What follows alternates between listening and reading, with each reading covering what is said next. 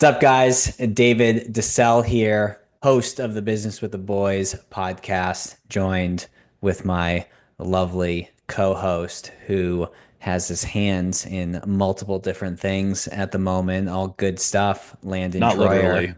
literally. They're free. We won't tell you what he was doing right before we hit record. Uh, but with that said, what's up, dude? Not much. You're looking like my little buddy Leprechaun in your green shirt today on St. Patty's Day. Well, Your pocket sized, you could wear that title. I will say, fuck you.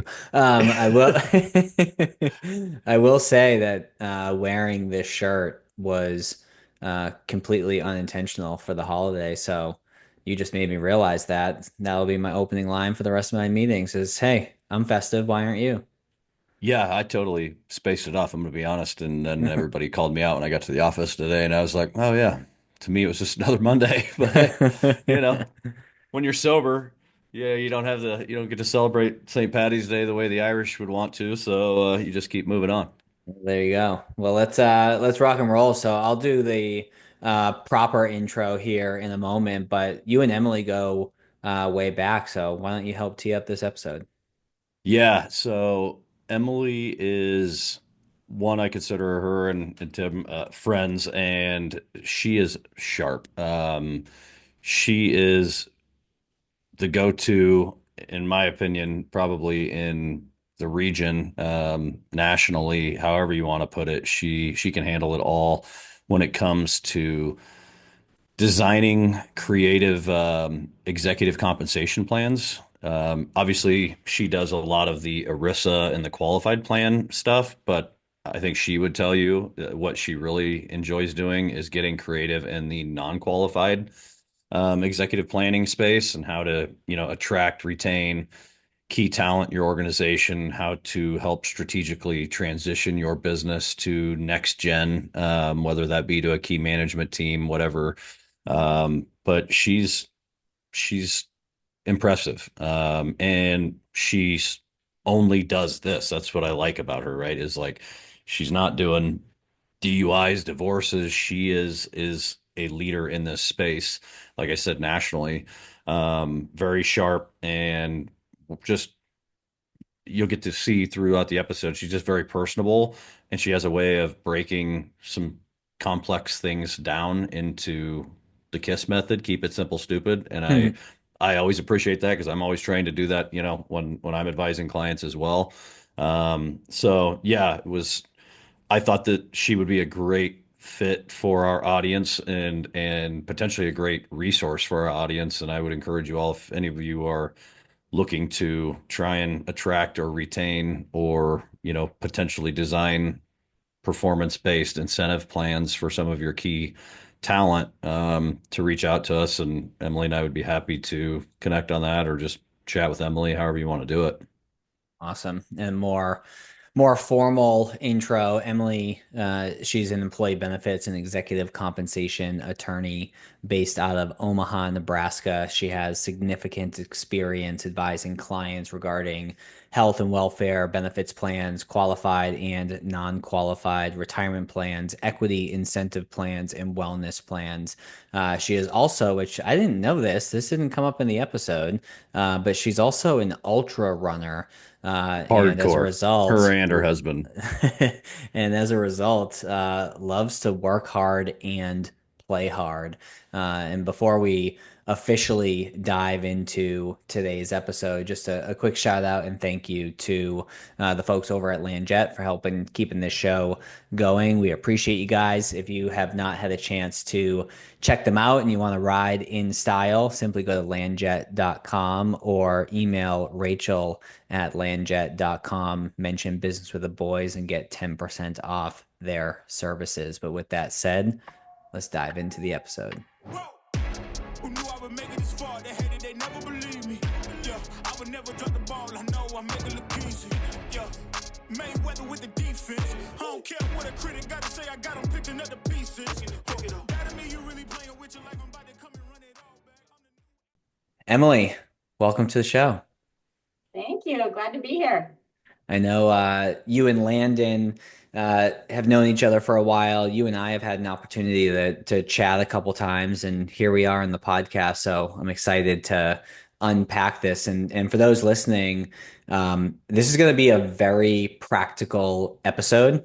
So Emily will go through some of your background, and then specifically what are the different options that business owners have to be able to transition and exit out of their business. And then, we're going to go through a couple of verbal case studies so you can sort of envision yourself in these scenarios and determine maybe when you do get to the point of wanting to exit, which option, could be best for you. So, with that said, Emily, maybe start off and just share us a little bit about what it is that you do, where do you work, things like that. Great, sounds good. My name is Emily Langdon. I am a partner at Fraser Stryker, which is a law firm. We are based out of Omaha, Nebraska, but I represent clients nationally and some internationally, but not too much in the benefit space. I lead the employee benefits and executive compensation practice, and I've been doing this since 2008. Interestingly, when I started was when the executive compensation rules changed. It was Enron happened.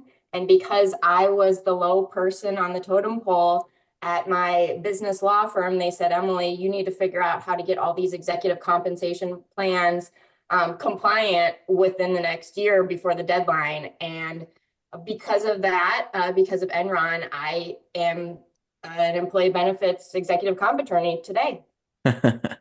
Well, there's one good The thing only that one that has has come anything out that, of yeah, it. positive. I know, right? Right. But that's how my career trajectory started. And then it just got more and more a niche in this role to where I am today. We're doing a lot of, executive benefits, business succession, that kind of work with employers. Awesome. Now, there's actually a good lesson in there that I want you to try to think way back to when you were given that assignment. So I have a saying called FIFO, and it does not stand for first in, first out, like in the accounting space. It stands for figure it the fuck out. And the whole idea is, sometimes you're given assignments, sometimes you need to accomplish certain things, and you need to figure it out. And you were given that task to do so, and it was a brand new thing. There probably wasn't a ton of resources on it, so you probably had to get creative and figure it out for your employer at that time. What was that process like, where you just had to figure it out? Yeah, that it's interesting you say that because that is a phrase I like to use a lot. Just figure it out. But in that case, I really just I went to the documents. I looked at kind of what had been put in place and looked at these regulations that are being published and reading all the commentary. And the best thing I could do was look at from a practical standpoint. Look what happened. All these executives tried to get at what they had put away for their retirement early because the money wasn't going to be there anymore. And so, that's what the rules were promulgated to try and change, and saying once you set these plans in place, you can't change things. You can't change the time and form of payment. You can't accelerate payment. So, not necessarily looking at parsing the regs so much, even though that was part of it, but looking at it from a practical standpoint and then saying, here's what was done and what they don't want to happen in the future. So let's draft our plans to make sure that's not what they're doing. Well, and even, you think about, like, if you were given that assignment today, right? You could take those documents, throw it into like a chat GPT or some other AI tool and say, hey, summarize everything that I need, and everything that I need to know. And then you can interact with it, ask follow-up questions. But at that point in time, you had to like actually read through all these documents, and that in and of itself is cumbersome. Then you have to take what you read and like actually understand it, and then figure out, okay, how do we execute this across all the clients that we serve? So it probably was no easy feat. And frankly, you had a year to do it, but it probably took that long, to learn and then execute. The good news was she was Honestly, to fresh out this of law day, school, so she was probably very used to reading a bunch of boring documents. Okay, that fair. was, but to this day, those are the regulations that I actually have printed out, and I'm very paperless, but I still have those regs printed out and tabulated because it's one thing that I actually will go to in my files and pull because there's so many different things that you need to look at for the different parts of the plans, and that's actually something I still have printed. Hmm, that's funny. What would you say, Emily, are the like three most common things that you're helping folks with? So, I know you mentioned employee benefits, some exit planning and transitional planning, as well as like executive compensation. But if we could go like a layer deeper on each of those, like when you say helping with employee benefits, like what does that actually mean? Same with executive comp and some of the exit planning. With employee benefits, it's going to be all things healthcare plan or retirement plan related. So whether it's drafting the plans themselves, like drafting your healthcare plan or drafting your retirement plan. But a lot of companies have, brokers or agents that are able to do that piece. So when I get involved, it's usually more on the compliance or fixing it standpoint. So if the employer is, let's say they have more than 50 employees, so they're subject to the Affordable Care Act, and they get a notice from the IRS that says, you didn't offer coverage or you didn't offer affordable coverage to your employees and you owe us $200,000. So far, 9 times out of 10, and I would say 10 times out of 10 so far when I've done it, it's the employer doesn't actually owe $200,000. It's just that they filled the forms out wrong or did something wrong. And so I help them complete the forms, figure out what was done incorrectly, and get the IRS to abate their penalty. And the same thing with retirement plans. There's a lot of things that can happen with retirement plans. One of the things that I see a lot is if companies are going through mergers and acquisitions or something else and they acquire a plan and things get lost in the shuffle, right? And because of that, the retirement plan funds are deposited late or something else. And I help the employers figure out, what corrective action do we need to do with the IRS or the DOL, and go through that strategy. Another thing related to that mergers and acquisitions is I do a lot of due diligence. So even though I'm not lead on a transactional team will bring me in, whether we're buy side or sell side, and say, Emily, let's say we're acquiring a company and it has, these 4 employee benefit plans, and we've got an ESOP involved or otherwise. I do all the due diligence, figuring out, what plans does the seller have? Have they been compliant? And how do we make these representations and warranties? And then what's going to happen after we acquire the company, depending on whether it's an asset purchase or a stock purchase, and figure out how to get all the plans compliant moving forward. So that's kind of a deep dive in what I do for the employee benefits. Executive compensation is probably the biggest area that has become a much larger part of my practice, probably in the last 5 years. And I think that's because really post-COVID and otherwise, I feel like companies of all sizes across all industries are struggling to attract and retain key talent. And it's no longer feasible just to say, okay, we're going to pay you more money. And then, you want to get this key executive, you want a CFO, and you're like, I'm going to give you more money. And so the CFO goes, okay, well, 5 months later, somebody else is going to offer them more money.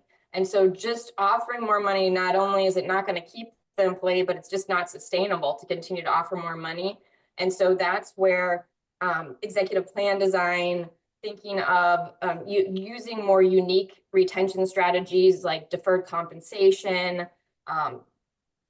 equity benefit plans like offering stock options or RSUs or different things like that have become really a much more innovative way to attract, retain, and incentivize key employees. And I think maybe we'll talk some more about that today, because there's a lot of unique ways that companies can do that, whether it's to meet their goals or to um, identify risks and mitigate against those risks.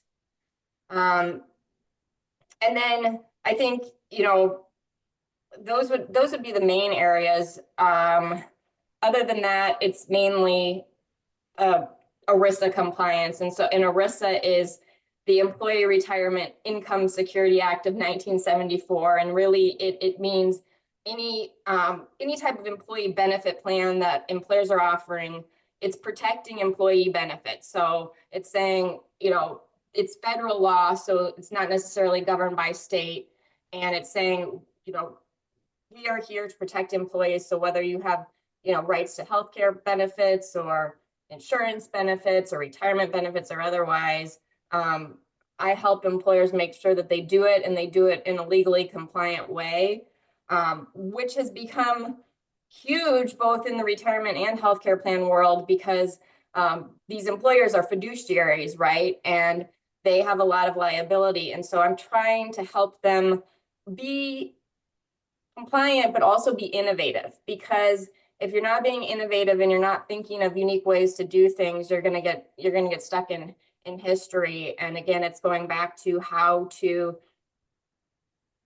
be unique and how to help your employees, but also how to offer better benefits and more than just a traditional healthcare plan and an annual bonus. So that's what I do in a nutshell. A big nutshell. Landon, I think you were gonna chime in. Yeah, I was just gonna say, Emily, too, just because our listeners are business owners, I think it's kind of important to delineate, ERISA sponsored plans versus non-ERISA plans, right? And having someone like yourself that's, I view as an extension of my team if I need to make an introduction, right? Um, your 401k plans, that type of stuff, like you said, anything that basically the CEO has a benefit to, and the janitor at the firm also has access to, that's going to be an ERISA sponsored plan, correct? Correct. Yes. Anything that is 401k. Now, healthcare gets a little bit different, because you talk about the difference between self-insured, which means you as the employer are taking on the risk. So a lot of larger employers will do that because they want to take on the risk of providing the insurance on their own, as opposed to when I say fully insured, where the employer is going to pay an insurance company to take on the risk. So you get your Blue Cross Blue Shield, your United Healthcare, your Cigna Aetna plan. But either way, you as the employer, your CEO, your CFO, those people that are making the decisions about the plan have fiduciary duties to the employees. And that's something that's important, because you're making the decisions as to who am I going to help me with my 401k plan, who's my accountant, who's my attorney, and all those things are fiduciary decisions that carry liability if you're not doing it the right way. And so whether it's a decision about who's going to be the record keeper for your 401k plan, who's going to provide your employees with education, that kind of thing, or, are we being innovative enough? Are we offering our employees the right options under our 401k plan? Are we thinking about, looking at, there's following laws, but then there's also things that are permissible, like offering Roth options or other things for employees. You as a fiduciary should think about ways that you can be innovative with your plan within the law. So, on the healthcare side of things, are we looking at different kinds of wellness vendors? Are we being proactive in managing our money, or making our employees be better consumers of healthcare and giving them, better options for prescription drugs or otherwise? All of those things are fiduciary duties that employers should think about when providing benefits to their employees. I think that's a great thing to note, Emily, because myself working with, kind of that small to medium-sized business owner is where I spend the vast majority of my time, right? When I'm talking with them, a lot of them don't even realize that they've signed on the bottom line as the fiduciary for that plan. So I would encourage you all to understand that while you may not know it, the buck does stop with you and your team. Since you are an owner. And a quick little plug, because again, a lot of brokers do administer a lot of 401k plans. I will tell you, the vast majority of them out there do not share in the fiduciary liability with you, like say a firm like ours does. That's a big thing to have a fiduciary that's sharing in that obligation with you, right? So making sure that somebody's in there educating your employees. Like Emily said, you have Roth options for them. Somebody's screening and scrubbing your fund options, whether it's active and passive, having target date funds, all of that needs to be on your platform. Because at the end of the day, again, you could be held liable for not offering good plans to your employees. Outside of the ERISA side of things, Emily, I wanted to, one of the things that I love about what you do is how creative and unique you can get on the plan design for, like you said, key executives or key leadership individuals. And I think, again, working in the space that I work with, a lot of people, they don't really know that this is even an option to be able to go out and structure. And really, you and I've talked about this before, there really is no limit to the way you can structure things, correct? Right. So what we're talking about now is the non-qualified world, really. And when I say non-qualified deferred compensation, what I mean is you don't have to comply with the same rules as qualified plans, like a 401k plan. So where your 401k plan, you've got non-discrimination testing that you need to comply with. You've got those annual limits, so you can only put away a certain amount of money per year. All sorts of different qualified plan rules. The non-qualified world doesn't have those rules. Now, there are still rules, like we were talking about before when I mentioned Enron, and there's rules that say once you set up your non-qualified plan, there's certain payment triggers such as separation from service or death or disability that would trigger payments. And they say, once you decide what those triggers are and you set up, okay, I'm going to have 10 annual payments or one lump sum, something like that, the rules say it's very difficult to change that. It's very difficult to accelerate payments like what the executives did in Enron. But other than that, non-qualified plans are so flexible. So I always go back to the employer and say, okay, what are your goals? Is your goal, let's say the employer has two key individuals that they want to take over in 15 years. And these two individuals will need to have money to buy in 15 years. Well, we look at the goal and we say, okay, let's set up a plan so that we can put away money in this non-qualified plan. So if the employees stay for the next 5, 10, 15 years, they vest in that money over time, but only if they stay. And then when they are vested after 15 years, they are then able to use that cash that becomes payable to them under that trigger event to buy into the company. And then the owner sells the business to those two key employees, and it facilitates that business succession. That's just one example. There's a lot of other things that can be done too. You can make the plans as simple or as complicated as you want. So in a simple solution like I just gave you, it's time-based vesting, like when you hear golden handcuffs. I want this employee to stay with me until I retire. So I'm going to have an award. It's going to vest over time. You're going to get the award. You're going to buy me out. I'm going to retire. I have other employees or employers that say, look, we need to make some changes. I want to hire a new CFO, and I want this CFO to hit these 5, 6 key performance criteria. And I'm going to establish a plan, and we're going to have thresholds based on the performance criteria. And we're going to make it really complicated. But if you hit this threshold on this criteria and this and that, based on your performance and the company's performance, that's going to dictate your bonus or your compensation provided under this plan. And that's a little bit more complicated, but it's helping achieve that employer's goals of improving financial performance. I would So, argue too, Emily, that when I'm walking through clients with this, I want the results tied to the business goals. And so I would say, that second option, rather than just being must be present to win, right? And somebody needs to stay 7 years per se to start vesting in their award. Um, I like tying it to certain metrics, right? So if the business does this, you receive that, right? Because then everybody's kind of rowing the boat in the same direction, and it's not just somebody's biding time to get a larger payout at the end. right. And again, it completely depends on the goals. Sometimes I have a situation where the employer's like, this person is They've awesome. already Like earned it. they're Yeah. doing everything great, and they're identifying this risk. They're like, crap. If I don't have this person with me in 10 years, like I could lose him or her to someone else, and I would be out of luck. And so then in that case, they're like, it's not only just here's my goal, but I've identified a huge risk area.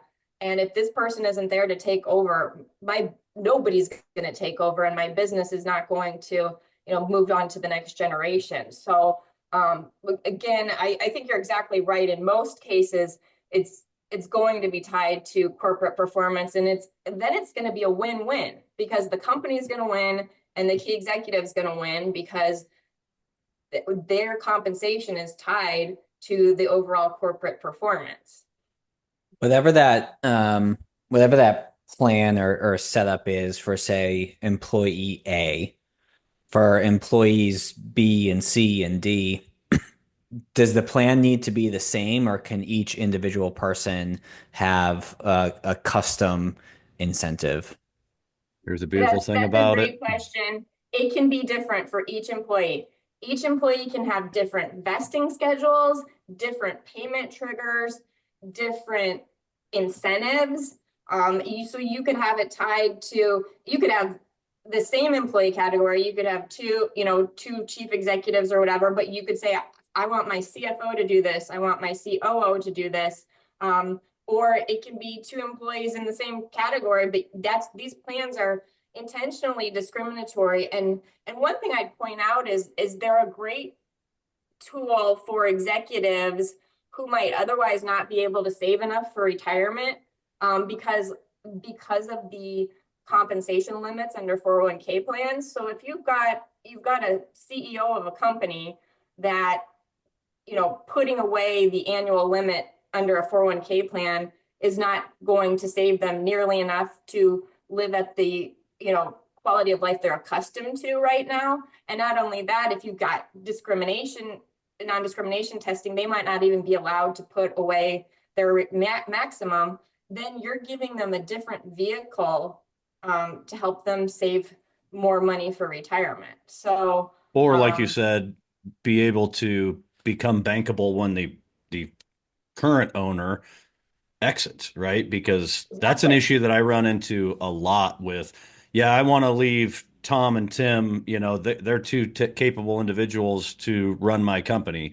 And my conversation is, well, Tom and Tim don't have the same balance sheet that you do, Mr. Owner, because you've built this, business over the long term. We've got to start getting them bankable now and get them into these relationships, with your bankers, your insurance individuals, if it's bonding, whatever it may be. You've got to start passing the torch to them now, so that way the bank is comfortable financing this transaction down the road. And yeah, Mr. Seller, you're probably going to sell or finance a portion of it, but we also want to take some risk off the table and put some chips in your pocket up front as well, right? So that's another way that I think a lot of these non-qualified strategies and plans really work hand in hand with the business succession plan, because you are building liquidity, you're building a balance sheet for these key individuals.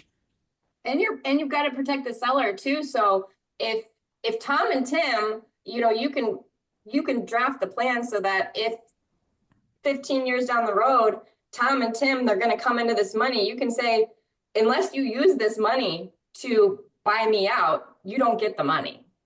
That Tom and Tim can't just take the money then and run. That's Think interesting. think One of about my think about that. one of my takeaways too is I feel like, and Landon can attest to this, and as I'm sure you can as well, Emily, where a business owner will approach us and say, you know, hey, I'm looking to exit my business, later on this year or over the next couple years. The example that you shared was, hey, you can vest over a 15-year period to accumulate the cash to ultimately purchase the business. So what I'm deducing from that is you have just way more options available to you the sooner that you start thinking about this. So assuming that that's true, and please correct me if I'm wrong, at what point should a business owner be thinking about this stuff in anticipation of an exit?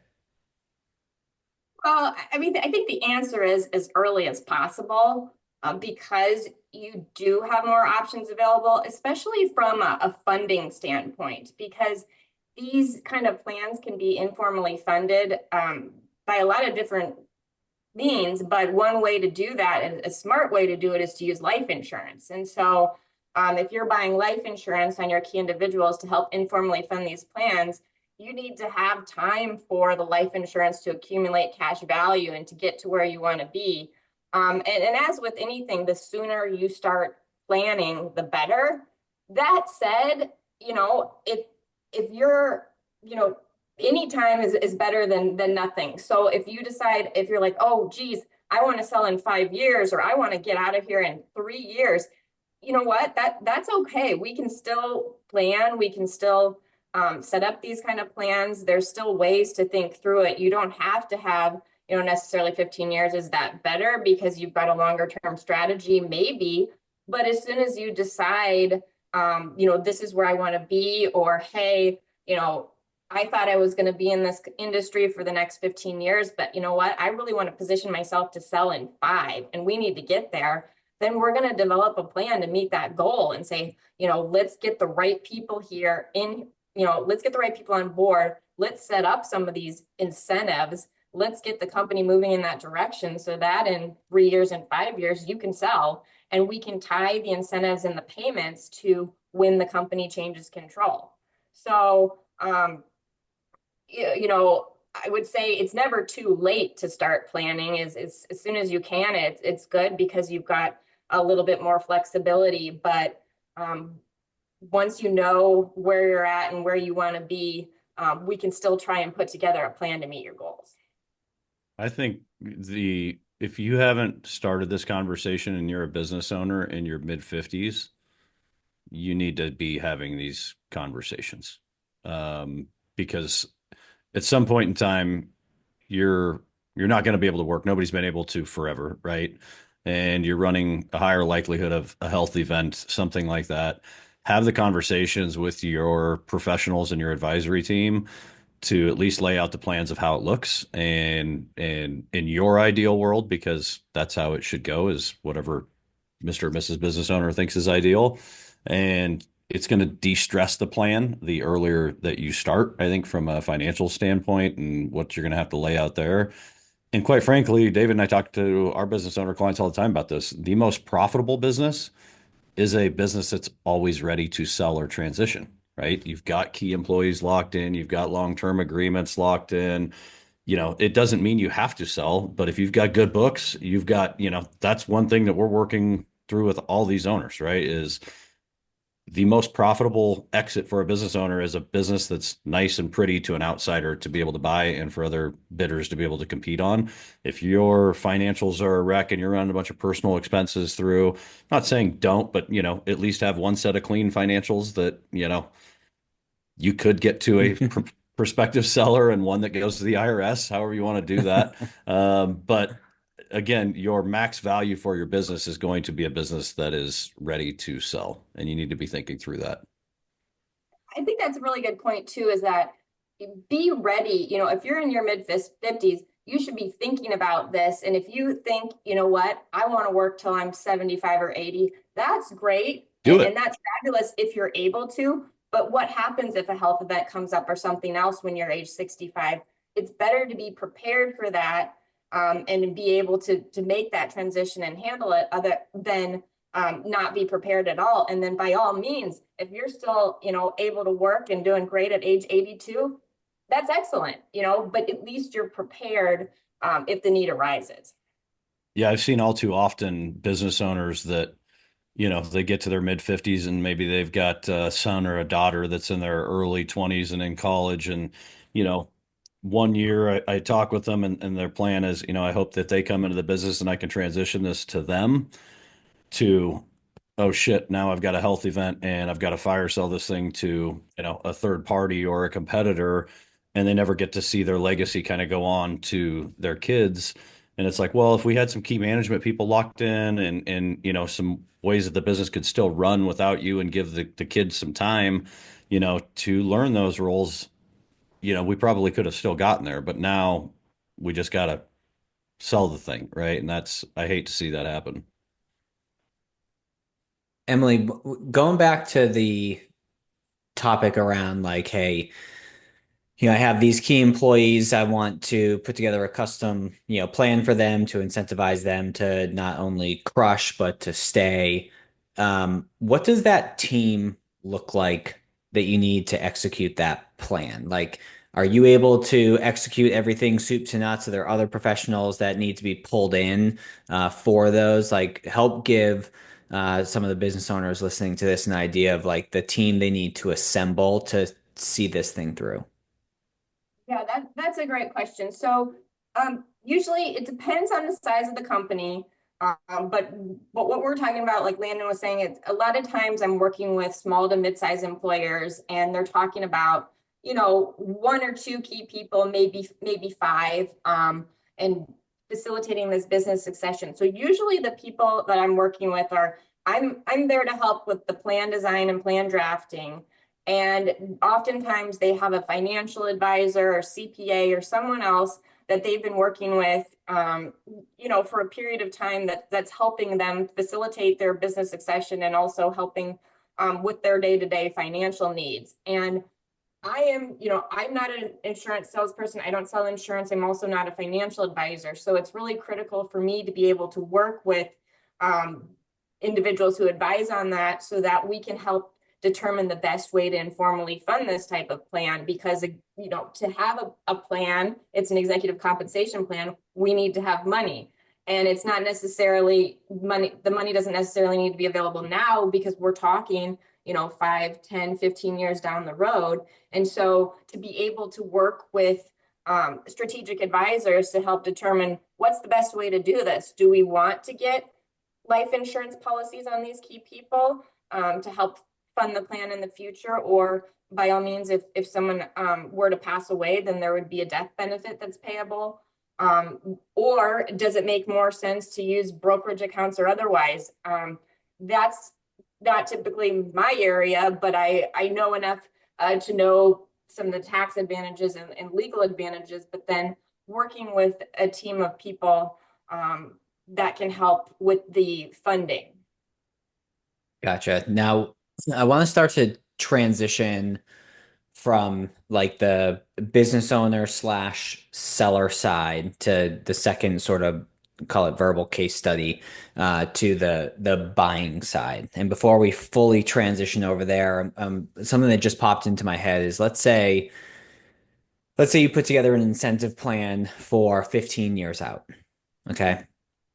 And you decide to sell the business 10 years later. So there's, call it 5 years of obligation left on that initial incentive plan that you put together. Is that a good thing? Is that a bad thing? Or is that just a non-issue for the buyer of that, since those monies have not fully been paid out? Or does that just not matter? It matters. It's something that needs to be accounted for, and it could be taken into account. You'd have to look at how the plan was drafted. So let's say you drafted the plan and you're the owner, and you have this plan, and it's supposed to pay out the employee in 15 years. So it's at a set date in 15 years. But you can also have other permissible payment events. So before that 15 years is up, if the employee dies, you can have it drafted so that it would be paid to their beneficiaries. One thing to consider that I always have clients consider is if there's a change in control. So if the agreement was drafted to say, the earliest of, so if this is supposed to be paid to you in 15 years, but if there's a change in control, it becomes payable then. Well, then it gets taken into account as part of the transaction. And so the buyer in the transaction would just need to say, as part of this transaction, is the buyer going to be responsible for that payout? Or does it need to be taken into account as a liability of the seller? And that would be done. How you could also have it state that if that wasn't a trigger event, so the change in control wasn't a trigger event, then the buyer would just have to know that that's a liability. And it might be good for the buyer to continue to have that because they want to retain that key person, because obviously the key person was important to the seller to maintain the business. So then the buyer is going to say, okay, I want this company, I want this key person to stay on. And that gives them 5 more years to have the key person stay on and then they have to pay that under the plan. So it So is just an for clarity, issue. Emily, just so listeners are the buyer of this company can adopt the current plan. Yes. And they can adopt the current plan. It might be something that it would be addressed in the purchase agreement. So they're either going to take on the liability under that, or if for whatever reason the plan was drafted so that a change in There's a control triggering triggers event. payment. Right. So in any event, it's an issue that needs to be taken into account, but it's certainly not a deal breaker. It just needs to be factored in to the overall transaction. Now, I think what happens more often than not is a company, sells and they don't have any of these things in place. Maybe they sell to private equity or just a private buyer.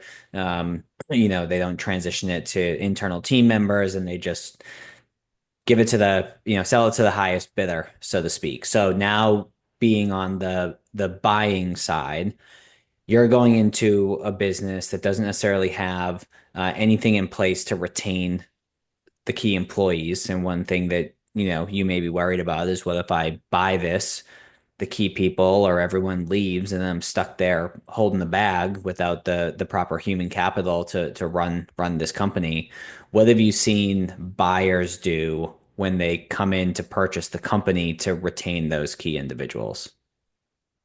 So then I see buyers do some type of retention bonus or retention agreement where they come in and they know that they want certain key people to stay. And as part of the transaction, they offer those individuals a retention bonus and say, I'm going to give you, this X amount of dollars upfront upon, closing of the transaction. You're going to get that. And they'll do some type of thing where it's either it can be payable over time or it's an upfront lump sum amount, but it would be subject to having to be repaid if that individual leaves at a certain point in time.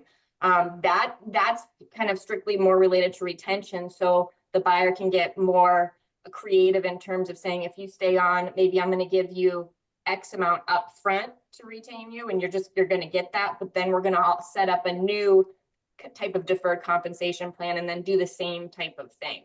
So it gives them a little bit more, it gives them a little more skin up in the game up front, saying, I value you. I know you were valued before, so you're going to get this lump sum amount to stay on. But in addition to that, we're going to have a plan set up just for you to help retain you, to help meet performance parameters, to make sure we're staying on track. And then down the road, you're also going to be compensated. So the better the company does, the better the individual does. What have you seen, and that's helpful. What have you seen like not work or like blow up, so to speak? So like a business owner intended to do this, and the opposite happened. Like, I guess what I'm asking in a more succinct way is, what are some common pitfalls that people should be looking out for, regardless of if they're on the buy or the sell side? Like, what are some common mistakes that you come across? Like you mentioned a categorization issue with health insurance where now they have a $200,000 IRS bill because they checked the wrong box. Like what are some of those common things that you come across? In are you meaning specifically with the deferred compensation and that world and the retention? Yeah. I think the biggest thing that I see is a failure to recognize really what your employees want. So a failure to communicate, because one thing that I see is an employer may think, oh, this is going to be a great plan, and I'm gonna attract and I'm gonna retain this key employee, and they set up some sort of plan, and they think it's going to be great, and it's the value of the plan is not properly communicated to the employee. So the employee doesn't even, there's no value to the employee because they don't see the value in it. They weren't communicated to the value of the plan. And so it backfires because the employer thinks, wow, I've got this great option. I need to hire someone for this position, and I'm going to have this, in their offer letter. And they think they have it locked in, and it has no value to the employee because it wasn't properly communicated, or they They were just didn't offering care. something that the employee didn't care about. Yep. And so it's a communication thing. And I've worked with some like executive coaches, and it's a big deal to make sure that what the employee values is properly communicated to the employer and vice versa. Because if the employer thinks, oh, I'm going to offer this plan, and um, I'm going to set up these payments so that the employee can, have X amount over time. And that's not what the employee wants. Maybe the employee wants to put stuff away and then have some sort of trigger event so they can help pay for their kid to go to college. It's just, if the employee doesn't see value in what the employer is offering, it doesn't work at all. And that's the biggest mistake that I see, is that the employer thinks they're offering something valuable and it doesn't make a difference to the employee. Or they identify somebody that they think can and will run the business, and then they figure out this employee has zero interest in ever having the headache of running and owning a business. They just Right. And simply that's want to something do their else too, job, where and then they want to be able to retire as early as possible. And it's like the business owner's going, "What the hell? You should definitely want this, right? Look at all this." And they're going, "I see what you go through on a day-to-day basis and the stress that you incur. I just want to do my job and be left alone." So it's again, like you said, Emily, you got to have these kind of difficult conversations and get real clarity on what these individuals want. that's a perfect example too, because again, if there's this lack of communication, the owner thinks, I'm putting this money away so 15 years from now, this person can buy me out. And the person thinks that the executive thinks that this money is just going to come to them in 15 years, and they don't realize I don't get to keep the money. I have to use it to buy them out. Then, no one wins. And feathers have been ruffled. Yes. And Well, it almost there's no one left to take, the employee doesn't get any money, and there's no one to take over the business. Yep. it reminds me, Landon, of Dan Allison's feedback marketing methodology Yep. where you ask them what they want and then you market that right back to them. So I'm curious just to maybe share some crazy examples like and this is me kind of stress testing the uh, level of customization. So like let's say an employer realizes that um, vacation paid vacation time is important to someone and they hit these certain benchmarks, in performance, and it unlocks maybe like a sabbatical, 2 years down the road for 3 months straight, or, someone has always had a dream to get, XYZ vehicle, and if they hit these certain benchmarks, the company pays for that vehicle in lieu of like cash. So again, this is me just kind of pushing to see how customizable this is. Like, does it need to be monetary per se, or can the incentives really be aligned with whatever is agreed upon between the employee and the employer? It doesn't need to be monetary per se. You can definitely think outside the box. However, when you're starting to talk about paid vacation or things like that, then you're going to get into employment law issues, Uh, in terms of, you're going back into, is that going to be discriminatory again, because you're giving paid vacation to some employees and not others. So that might be a little bit trickier if you're talking about, okay, you're because these plans are technically unfunded. If you're saying, okay, technically as of this point in time, you'd be built up to have $100,000, and if instead that $100,000 is going to be used for a vehicle or something like that, it's probably can be done. You just have to think about different tax implications. A lot of times, deferred compensation plans are used to defer taxes as well, and to manage tax hits and things like that. And so then if you're getting the value of a vehicle, you're gonna have the full tax hit of that income. But it's not saying it can't be done. You can definitely customize, you can definitely think outside the box. That you've got to keep in mind then what other areas you're crossing into, like in the paid vacation. Then you're getting into PTO and things that are governed more by state employment law issues. Because yeah, you could have that Ferrari, but you're not going to have any liquidity to pay for it, and it's going to show up as a tax bill for the value of whatever the business gave you on that. So you got to think that stuff through. Like if you were going to have the money anyway, then you can buy the Ferrari. Right. So yes, there's not going to be tax advantages like when we're talking about, a lot of times when we're thinking of these plans, we're thinking, how can we plan for retirement? How can we plan to offset taxes and do that kind of thing? So it's doable in a lot of respects. You just have to think about the different implications of some other laws that might come into play, like employment law or tax law.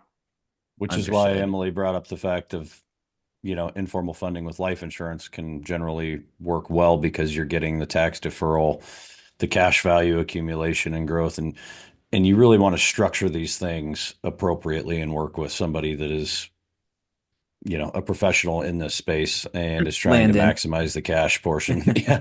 Well, my thoughts on permanent life insurance. I don't love it on a consumer side of things, but unless you've got a long-term large death benefit need, but there are policies designed specifically called COLI, corporate-owned life insurance, and chassis and vehicles there that they're cash value driven. They're not necessarily death benefit driven, but the death benefit is a nice little caveat in case, Tom or Tim, one of those key employees, die, right? Well, now there's an infusion of capital there to either pay out the beneficiary that you were obligated to pay out, or the beneficiary can be the company, and now they've got some liquidity to go out and replace and hire some new talent to attract to the company.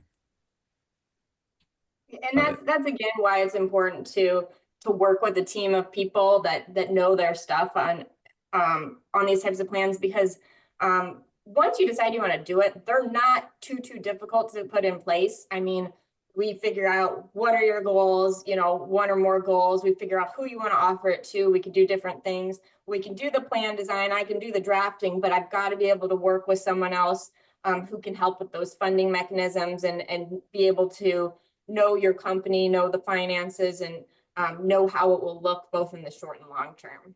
So just to make sure you've got the right experts to work with to get everything put in place the right way.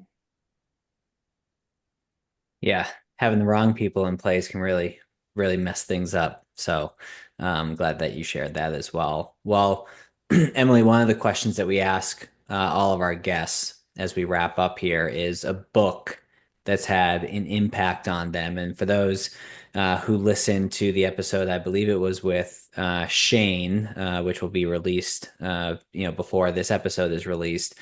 Shane brought up this book as well. So if you have not scooped it up yet, maybe this is your sign. It's going to continue to follow you until you do scoop it up. But Emily, you mentioned the book, The Energy Bus. What sort of impact has that had on you, and why'd you choose that? I chose The Energy Bus because, it's a really simple, very quick, easy read. And it focuses on basically all aspects of life, whether it's your work life, your home life, your social life, of finding the positive in things. And even though things might not seem to be going right, it's how can you turn things around and do it yourself, making the most out of a situation. But it's not something sappy like, oh, okay, the glass is always half full and you always need to, see the best in the world. I think one of the biggest things that resonates for me when reading it was I like to be in control of everything. I like to be in control. I like to have my schedule. I like to do that.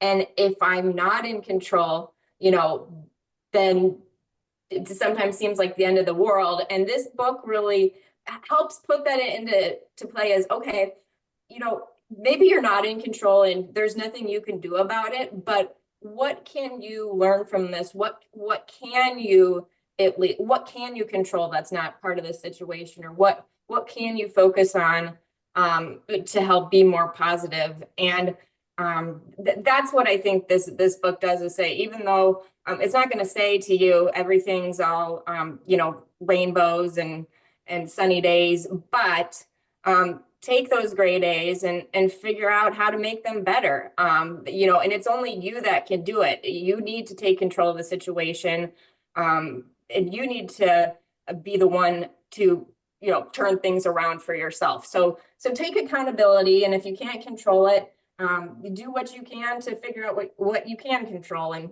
that was the biggest thing for me, is